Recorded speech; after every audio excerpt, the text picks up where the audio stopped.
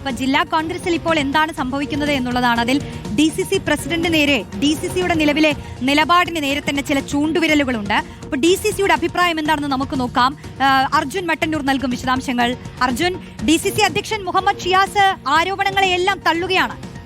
അദ്ദേഹത്തിന്റെ പക്ഷം എന്താണ്?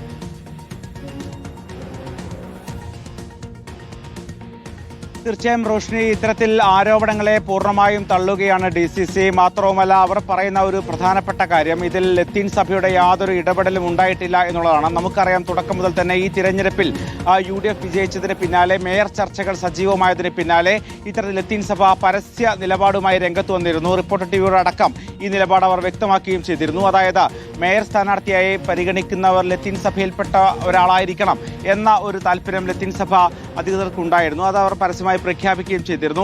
അതിന് മാത്രവുമല്ല, ഇനി 3 മാസം മാത്രമേ ഉള്ളൂ നിയമസഭാ തെരഞ്ഞെടുപ്പിന്. ഈ ഒരു പശ്ചാത്തലത്തിൽ ലത്തീൻ സഭക്ക് ഏറെ സ്വാധീനമുള്ള കൊച്ചി പോലൊരു സ്ഥലത്ത് ഒരു മേയറെ തിരഞ്ഞെടുക്കുമ്പോൾ അത് ആ സഭയിൽപ്പെട്ട ആളാകണം എന്ന അവരുടെ ആവശ്യം കൂടി അംഗീകരിച്ചുകൊണ്ടാണ് ഇത്തരത്തിൽ UDF, ഇത്തരത്തിൽ കോൺഗ്രസ് ദീപ്തി മേരി വർഗീസിനെ ഒഴിവാക്കി പകരം മിനിമോളെയും ഷൈനി മാത്യുവിനെയും മേയറാക്കിയത് എന്ന് തന്നെ മനസ്സിലാക്കണം. പക്ഷേ അത് അവർ പരസ്യമായി സമ്മതിക്കുന്നില്ല. മാത്രവുമല്ല, ഇപ്പോൾ ഉയരുന്ന ഈ പ്രതിഷേധങ്ങൾ, അതോടൊപ്പം തന്നെ ഈ അതൃപ്തി, അത് താൽക്കാലികം മാത്രമാണ്. 1-2 ദിവസം കൊണ്ട് ഈ അതൃപ്തി പൂർണ്ണമായും കെട്ടടങ്ങും എന്നൊരു പ്രതീക്ഷയിൽ തന്നെയാണ് നേതൃത്വമുള്ളത്. മാത്രവുമല്ല, ജില്ലയിലെ പ്രധാനപ്പെട്ട നേതാക്കളുമായൊക്കെ തന്നെ സംസാരിക്കുകയും ചെയ്തിരുന്നു DCC നേതൃത്വം. പ്രത്യേകിച്ച് പ്രതിപക്ഷ നേതാവിന്റെ പൂർണ്ണമായ പിന്തുണ ഈ തീരുമാനത്തിലുണ്ട്. അതോടൊപ്പം തന്നെ ജില്ലയിലെ MP ആയ ഹൈബി ഈഡൻ ഇത്തരത്തിൽ ഈ തീരുമാനത്തിനൊപ്പം നിൽക്കുന്നു. മാത്രമല്ല, പ്രധാനപ്പെട്ട നേതാക്കളൊക്കെ തന്നെ ഇത്തരത്തിൽ ഈ തീരുമാനത്തിനൊപ്പം നിൽക്കുന്നു എന്നൊരു അനുകൂല ഘടകം കൂടിയുണ്ട്. പക്ഷേ സ്വാഭാവികമായും ആരെ മേയറായി തിരഞ്ഞെടുത്താലും സ്വാഭാവികമായും കോൺഗ്രസിൽ ചില എതിർപ്പുകൾ, ചില അതൃപ്തികൾ, ചില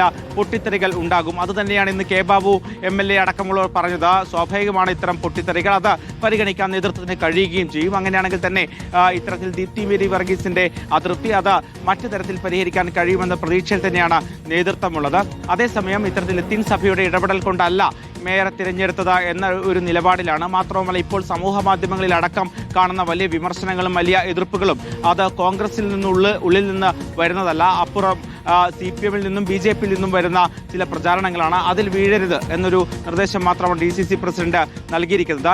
അതോടൊപ്പം നമ്മൾ ശ്രദ്ധിക്കേണ്ട ഒരു പ്രധാനപ്പെട്ട കാര്യം, ഈ മേയർ തിരഞ്ഞെടുപ്പുമായി ബന്ധപ്പെട്ട് അതിനുശേഷം കോൺഗ്രസിൽ ചില ഗ്രൂപ്പ് സമവാക്യങ്ങൾ കൂടുതൽ ശക്തമാകുന്നുണ്ട്. അതുതന്നെയാണ് മാത്യു കൊൽനാടൻ MLA-യുടെ ഇന്നത്തെ പരാമർശങ്ങളിൽ നമ്മൾ മനസ്സിലാക്കേണ്ടത്. അതായത് ഭൂരിപക്ഷത്തിന്റെ അടിസ്ഥാനത്തിലാണ് മേയറെ തിരഞ്ഞെടുക്കുന്നതെങ്കിൽ വരും കാലത്ത് ഭാവിയിലും സമാനമായ രീതിയിൽ ഭൂരിപക്ഷം അഭിപ്രായം തേടേണ്ടി വരും എന്നതൊരു സൂചന കൂടിയാണ്. നിയമസഭാ തെരഞ്ഞെടുപ്പ് അടുത്ത പശ്ചാത്തലത്തിൽ വിജയിച്ചാൽ പോലും മുഖ്യമന്ത്രി സ്ഥാനാർത്ഥിയെ ചൊല്ലി തർക്കമുണ്ടാകാൻ സാധ്യതയുള്ള സാഹചര്യത്തിൽ കൂടിയാണ് മാത്യു കൊൽനാടൻ MLA-യുടെ ഈ പ്രതികരണം വന്നിരിക്കുന്നത്.